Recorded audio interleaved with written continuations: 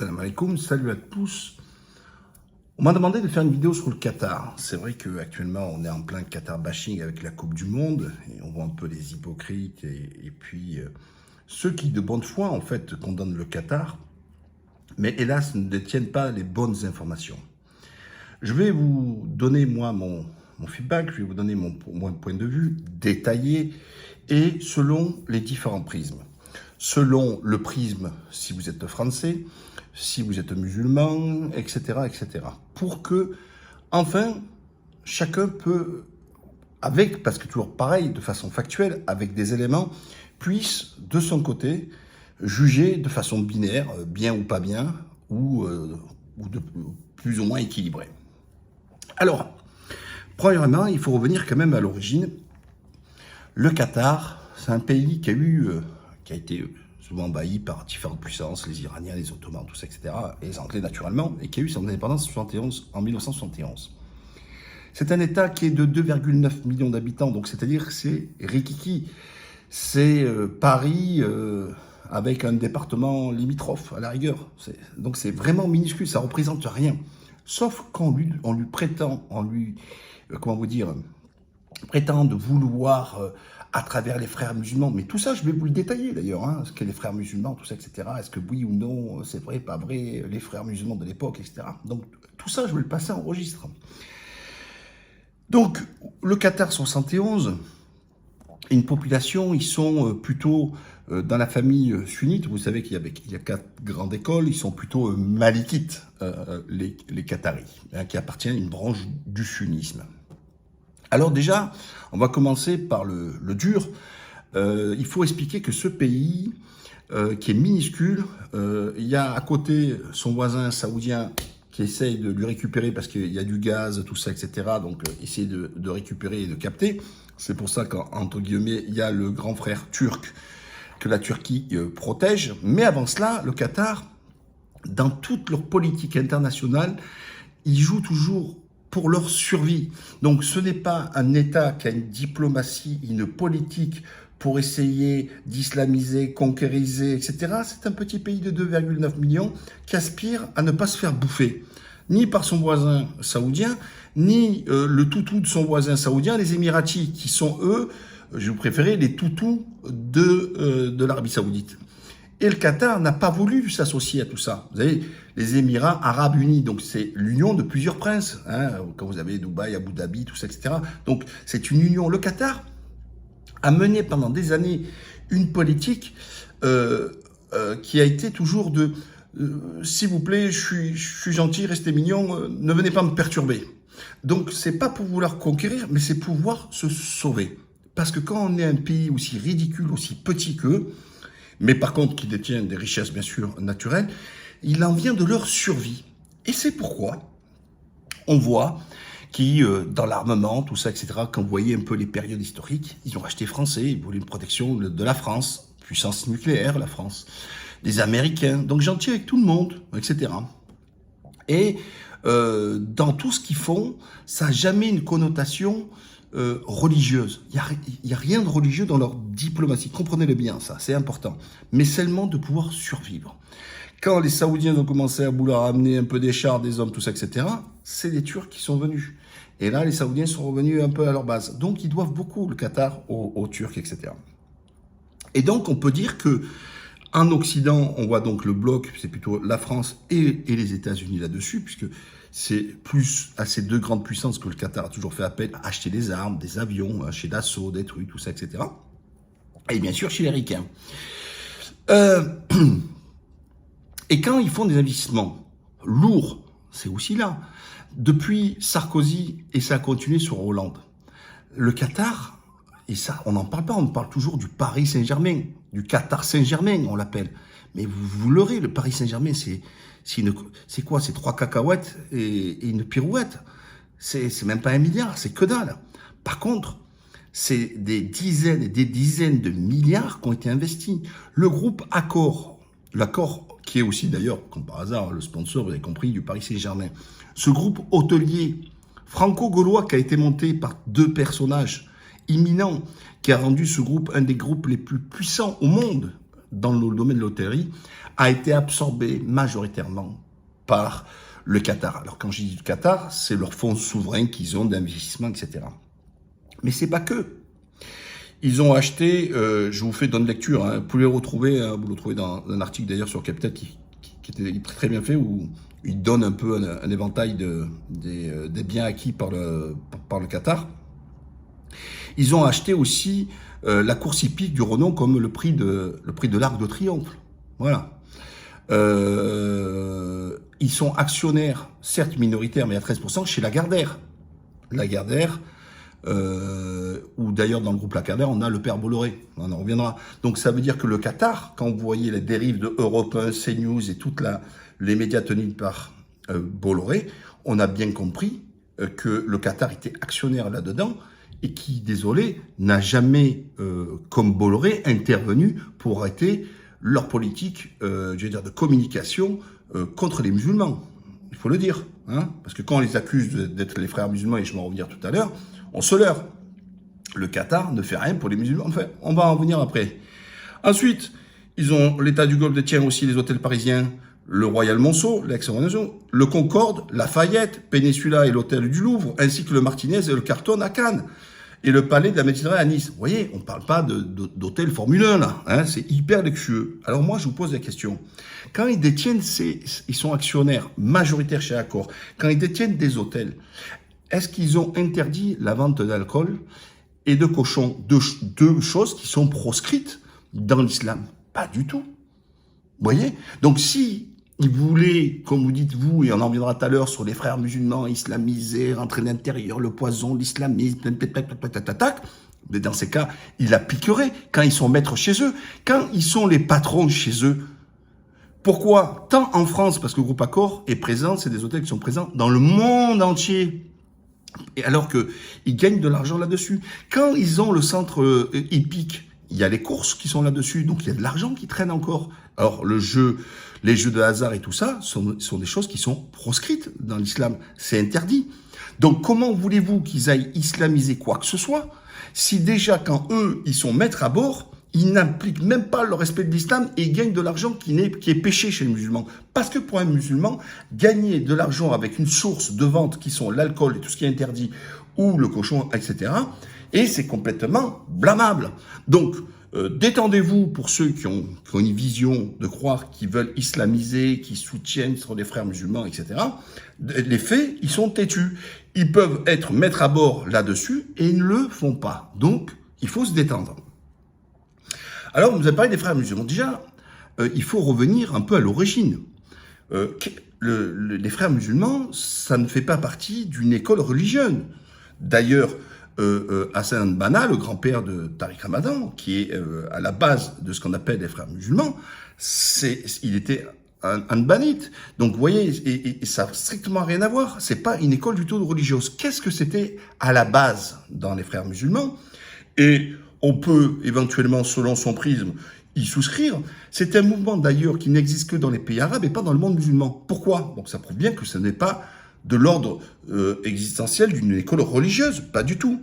C'était dans des pays arabes colonisés notamment par les Anglais qui avaient installé un système occidentalisé, qui veut dire désislamisé, de revenir à la source et de permettre à l'individu, d'accord, de permettre à l'individu de pouvoir se réislamiser pour pouvoir changer la société.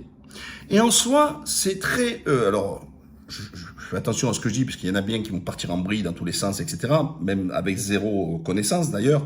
Ça mérite que je refasse une vidéo là-dessus. C'est très franc-maçonnique, ce qu'il a fait. La franc-maçonnerie régulière. C'est-à-dire, comme en France, il y avait la GLNF, qui est rattachée directement auprès de l'Angleterre, où il faut croire en Dieu. Rien à voir avec le Grand Orient, l'Icar, qui a créé la laïcité à la française, tout ça, etc. Rien à voir, mais strictement rien à voir. Eux, c'est un chiisme, c'est des gens qui sont sortis, hein, qui ont inventé leur propre maçonnerie.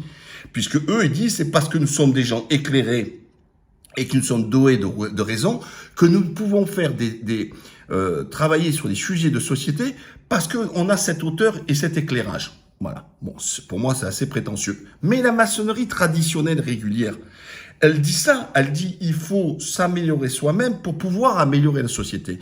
Et à l'origine, C'était ça. C'était de faire en sorte que le travail doit être fait de façon un peu individuelle pour se réislamiser, pour se décontaminer de l'occidentalisme qui écartait sa pratique religieuse. En cela, je vois pas ce qu'il y a de mal. Même pour ceux qui ne sont pas musulmans, je vois pas ce qu'il y a de mal. Je vous rappelle que la Croix-Rouge, à l'époque même d'Henri Dunant, elle prend sa croix parce qu'il y avait, et toutes les missions qui étaient faites en Afrique et tout ça, il n'y avait pas que dans l'humanitaire, c'était pour faire en sorte de convertir les gens. Le christianisme n'est pas venu comme ça, présent en Afrique. Ça a bien été une volonté de faire en sorte de transmettre à travers le fait social, à travers l'humanitaire, de divulguer un prisme religieux catholique. Voilà, donc toutes les bonnes sœurs, tous les gens qui allaient dans ces trucs-là, etc., eh ben, c'était en même temps répondre à l'humanitaire, mais profiter d'avoir cet accès, cette proximité avec les gens pour les convertir au catholicisme. C'est une réalité, ce que je suis en train de vous dire. Voilà. Moi, je leur en fais pas procès. C'est un état de fait. Et que si chacun veut faire la promotion de sa religion pour développer, je vois pas ce qu'il y a de mal.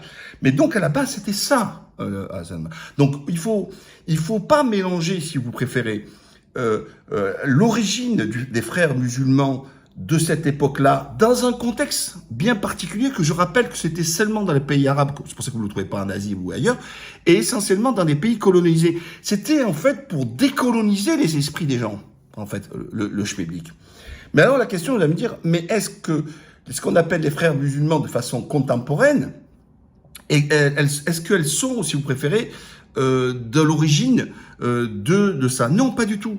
Il ne faut pas mélanger l'existence au moment où il y a eu cette idéologie qui a été montée, etc., parce que c'était lutter contre le colon et compagnie, qui lui a fait en sorte de désislamiser, donc avec la situation qu'il y a aujourd'hui.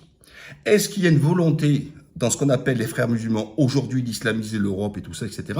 Je vous dis non. Est-ce qu'ils ont un double discours? Je vous dis oui. Ça, c'est important. Et je vais m'en expliquer. En France, on dit que il y a ce qu'on appelle les frères musulmans et qui est, comment vous dire, représenté par ce qu'on appelle l'UIF, qui malheureusement, je dis bien, attendez, je dis bien malheureusement, a dévié, a changé de nom en s'appelant Musulmans de France. Donc voilà, ils ont conquéri le mot musulman et France. Ça, c'est inadmissible, mais parce que ils souffraient de leur image, etc. Donc quand ils ont monté l'UIF, etc., donc il y a ce qu'on appelle les frères musulmans. Est-ce que les frères musulmans ont un double discours? Oui. Quel est-il? Dans l'entre-soi, ils disent qu'il faut faire de l'entrisme. C'est une réalité. Il faut faire de l'entrisme politique, il faut participer au lieu de pouvoir, tout ça, etc. Et faire avancer leurs idées. Ça, c'est une réalité, en privé. Sauf qu'en public, ils ne le disent pas. Ils n'assument pas. Mais pourquoi tu n'assumes pas? Moi, quand je vois Boutin, qui prend son inspiration politique dans son fait religieux, et qui dit, voilà, moi je défends une ligne chrétienne, ou comme Poisson, après son successeur, défend cette ligne-là. Ben, moi je trouve que c'est respectable, parce qu'au moins ils ne trahissent pas sur la marchandise. Sauf que eux, ça va bien plus loin. Prenons l'exemple même, Tariq Oubrou, qui est marié avec la sœur d'Hassan Iqoussen. Premier temps, il a un peu défendu, ensuite il a dézingué Hassan Iqoussen. Vous imaginez quand le mec il détruit sa propre famille, vous avez bien compris ce que ça se passe. Qui se permet, dans ce que eux ils se déclarent, attention, ils se disent réformistes, progressistes. Les deux mots, moi je vous parle en tant que musulman, comment vous dire, une réalité est une bonne chose si c'est se réformer soi-même pour être meilleur musulman. Progressiste, c'est progresser en islam. Ok, ça c'est mon prisme purement musulman. Sauf que eux, c'est pas dans ce prisme-là de se défendre dans le progrès, dans sa quête spirituelle, comme Hassan el-Banna le faisait, le proposait. C'est qu'eux, ils disent, pour pouvoir séduire leur interlocuteur dans le monde occidental et notamment en France, de désislamiser ou faire dire à l'islam ce que l'islam ne dit pas. Un exemple, Tariq Oubrou a pris des positions pour suivre la majorité des Français et puis pour tous les gens qui sont contre le voile. Et là, c'est permis de dire que le voile n'était pas une prescription religieuse. Sachez qu'il n'est ni un savant, même si il est imam dans son coin, dans son truc, ni c'est un avis d'une école juridique où il n'y en a que 4 écoles, où ils ont cette prise de décision. Ça n'existe pas. Au Brou, il est en solo. Et pour vous dire que c'est un double discours et ce sont des hypocrites, regardez ici le conseil d'administration comment vous dire, d'une association. Regardez bien. Vous voyez là, c'est qui ça? Et vous voyez là, un peu plus bas, pardon, il est là. Ça, c'est sa femme. C'est Madame Hadjidja Oubrou. Et elle porte quoi sur la tête? Alors explique-moi, pourquoi tu dis que c'est pas une prescription religieuse quand toi, ta propre femme se couvre la tête? Donc c'est cela, c'est hypocrite. Pourquoi vous allez me dire qu'il fait ça? Parce que chaque fois, il va épouser la doxa qui est majoritaire politique et aussi au sein du peuple pour dire ce que vous voulez entendre. Mais au fond de lui, et en privé, il ne tient pas du tout ce discours. Ce genre de personnes, ils disent oui, on va faire de l'entrisme, on va aller rentrer dans les zones de pouvoir, on va influencer pour pouvoir défendre nos valeurs islamiques, etc. C'est ce qu'il dit en privé. Mais en public, il se déforme lui, il se dit réformiste, progressiste, dans la sémantique et la définition qui est faite en Occident, c'est-à-dire que plus tu t'écartes de l'islam pour rapprocher le standard occidental, en termes de culture et tout ça, etc., plus pour eux, tu deviens un musulman acceptable. Et plus tu es fondamentaliste dans le sens primaire du terme, c'est-à-dire aller aux fondamentaux de ta pratique religieuse, eux, ils vous disent, vous êtes fondamentaliste. C'est-à-dire que c'est l'inverse dans leur perception, c'est-à-dire que vous êtes un extrémisme parce que vous défendez des fondamentaux. Voilà. Vous voyez, le même mot, selon qui sort de telle ou telle bouche, chacun en a une définition différente. Pour moi, être fondamental, c'est le fondamentalisme, c'est aller aux fondamentaux. Voilà. Sauf que dans l'usage de tous les jours, un fondamentaliste, c'est quelqu'un qui, justement, est le contraire de tout ça. Voilà, c'est un jusqu'au-boutiste, etc. Et donc, ces gens-là, aujourd'hui, c'est vrai qu'ils avaient été soutenus un peu par le Qatar, tout ça, etc. Le Qatar n'a pas envie d'islamiser quoi que ce soit. Quand le Qatar donne, d'ailleurs, ça me fait rire, 300 millions à l'époque, parce qu'il a dit pour les quartiers populaires. Dans le quartier populaire, où tout un chacun peut y vivre, musulmans, juifs, chrétiens, athées, ce que vous voulez, etc. Eux, ils l'ont vu en disant que c'était de l'entrisme dans la création d'entreprises. En plus, c'était un fonds, ils lui ont donné 3 cacahuètes, parce que c'est même pas le prix d'un joueur de football.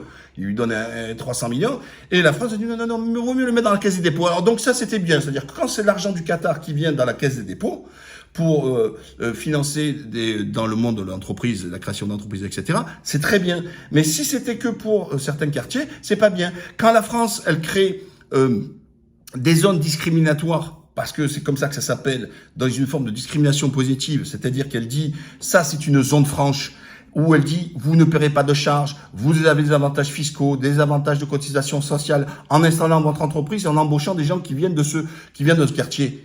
Mais vous faites, vous, déjà une ségrégation, puisque vous sortez de l'usage du droit commun, c'est-à-dire même du principe républicain que vous aimez tant, que je ne suis pas républicain, égalitaire, c'est-à-dire il y a une inégalité de traitement selon votre zone, parce qu'on veut vous différencier, parce qu'on pense que le besoin est bon. Je dis pas que c'est pas bien de le faire.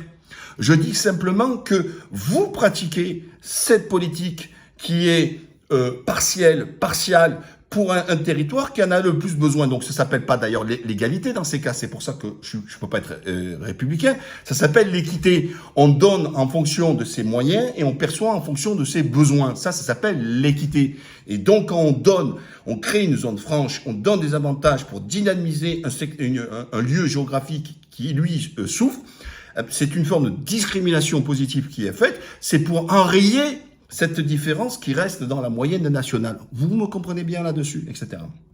Sauf que pour le Qatar, pas bien, mais quand c'est l'État, c'est très bien. Donc, le Qatar n'envisage pas de islamiser quoi que ce soit ou d'imposer cette frère musulman, puisque, encore une fois, ceux qui sont aujourd'hui considérés comme des frères musulmans, ils trahissent même la vocation première comment il s'appelle, Hassan al-Banna, qui lui, en plus dans sa doctrine, c'était purement dans les pays arabes colonisés, notamment pour la plupart par les Britanniques, et une part par les Français, pour faire en sorte de se réapproprier leur identité religieuse. Mais ça n'a jamais été une vocation d'aller en terre chrétienne ou non musulmane pour essayer de gangréner et d'islamiser. Comprenons-nous bien, c'était pas du tout ça. Sauf que ce qu'on peut dire aujourd'hui dans ce qu'ils appellent eux dans les frères musulmans, c'est ça.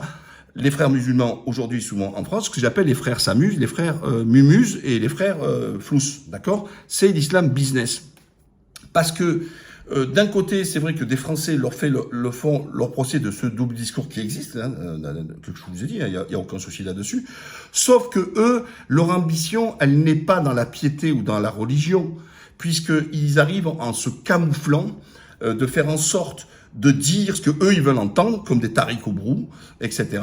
Et au lieu de justement de défendre, parce que si tu penses que il est noble et il est bon que les musulmans reviennent à leurs fondamentaux, qu'ils deviennent des bons musulmans et approprient leur religion, pour moi c'est pas antinomique avec une appartenance à la nation. On peut être un très bon musulman et être un très bon Français. C'est pas incompatible. Moi j'ai toujours dit cela. C'est pas incompatible. Et puis comme l'islam nous le dit, à toi ta religion, à moi la mienne. Donc il n'y a pas de volonté d'islamiser. Et en plus, comment islamiser un pays qui est majoritairement athée? Donc voilà, même si demain Tariq Robou arrive à avoir des fonctions politiques avec ses amis de l'IF, croyez-moi qu'en France, ce qu'il dit lui en privé, hein, c'est-à-dire de faire avancer et mettre des mesures islamiques, le peuple est là pour dire olé, c'est pas possible. Donc ça, c'est vraiment un pur fantasme. Mais le Qatar n'a pas cette vocation-là. D'ailleurs, le Qatar, je vous rappelle que le Qatar a détruit la Libye. Voilà. Je rappelle que le Qatar a soutenu Sarkozy là-dessus.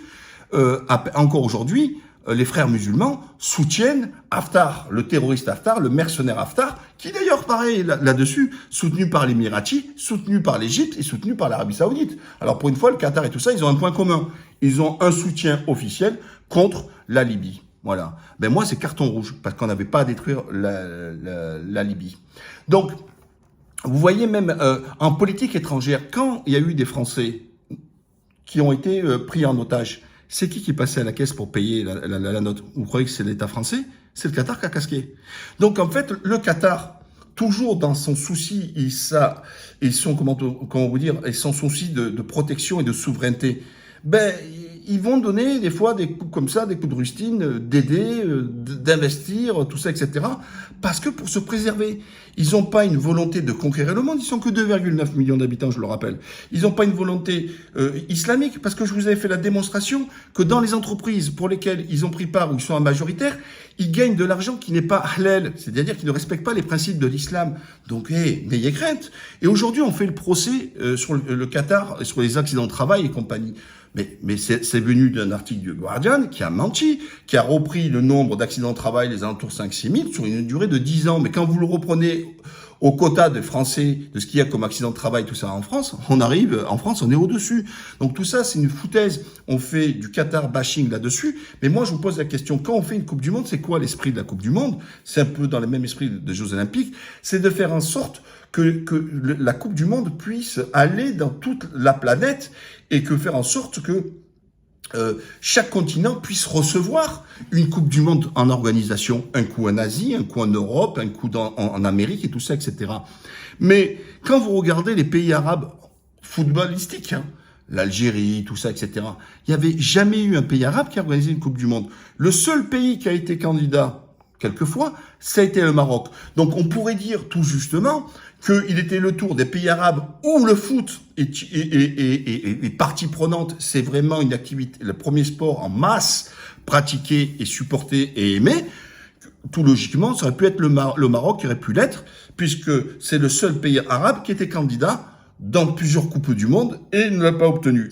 Sauf que ça a été le Qatar, parce qu'il y a eu, qui n'est pas un pays footballistique, il ne faut pas raconter des conneries, ils sont 2,9 millions de personnes. Qu'est-ce qu'il y a? C'est un pays, ça n'existe pas le football. Vous comprenez ce que je veux dire, hein? Par rapport au Maroc, qui est un pays footballistique avec des clubs historiques, vieux, qui pratiquent le football, tout ça, etc. Au même titre que l'Algérie, sauf que l'Algérie n'a jamais été candidate là-dessus.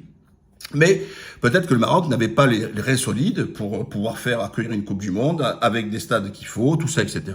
Je ne fais pas trop le procès, mais donc en gros, on pouvait dire que dans les seuls qui étaient candidats, c'est Maroc et Qatar. À la rigueur, le Maroc, mais sinon ils n'avaient pas le choix parce que les autres ils n'avaient jamais été candidats. Oui, une fois la Libye, mais bon, vous voyez dans quel état il est la Libye, donc etc. Sinon, aucun pays arabe n'a été candidat à l'organisation d'une Coupe du Monde. Donc tout logiquement, je trouve, moi, normal qu'une Coupe du Monde, depuis qu'elle existe, puisse une fois en plus de 100 ans être dans un pays arabe, dans un pays arabe, puisque le monde arabe participe au football. Pourquoi ils l'ont pas donné regardez, les États-Unis, ils ont accueilli la Coupe du Monde, mais est-ce que c'est un pays du football? Oui, le football américain, mais pas du football, le football soccer, comme on appelle, le football comme nous on le pratique. Donc, je vois pas pourquoi le Qatar est pas plus footballistique que les États-Unis, et vice-versa. Donc, en soi qu'ils l'ont donné, qu'ils ont privilégié, ils avaient l'option entre deux pays, le Maroc et le Qatar. C'est vrai que logiquement, ils auraient dû le donner au Maroc. Mais maintenant que ça y est au Qatar, etc., je trouve que tout le procès qui lui est fait, il est scandaleux. Surtout tous ces mairies de gauche qui viennent nous la jouer sur l'accident de travail. Mais regardez déjà dans vos propres villes le nombre d'accidents de travail qui peut exister, etc. Il y a une volonté toujours de cracher. Et puis dès que vous dites arabe, voilà, ça. Les gens ils se pincent le nez. Il faut le dire, il faut dire la vérité, parce que quand vous faites le trajet de toutes les Coupes du Monde qui ont été menées, arrêtez, s'il vous plaît, arrêtez. Et donc, je trouve que c'est un faux procès qu'on lui fait. Le seul procès qu'on aurait dû lui faire, c'est lui dire que c'est pas un pays du football. Et ça aurait été une réalité. Mais tout le reste, ça reste de la plaisanterie, et ça reste purement du Qatar bashing. Voilà, je pense avoir fait le tour sur ce que je pensais du Qatar. Je vous le dis un peu sur l'histoire des frères musulmans, les frères s'amusent. Et que le Qatar, c'est pas un pays dangereux. Et encore une fois, je vous le dis, la priorité des Qataris, c'est pas islamiser, c'est se protéger, respecter leur souveraineté, et éviter de se faire envahir, annexer ou leur envahir. Voilà, c'est la seule crainte qu'ils ont.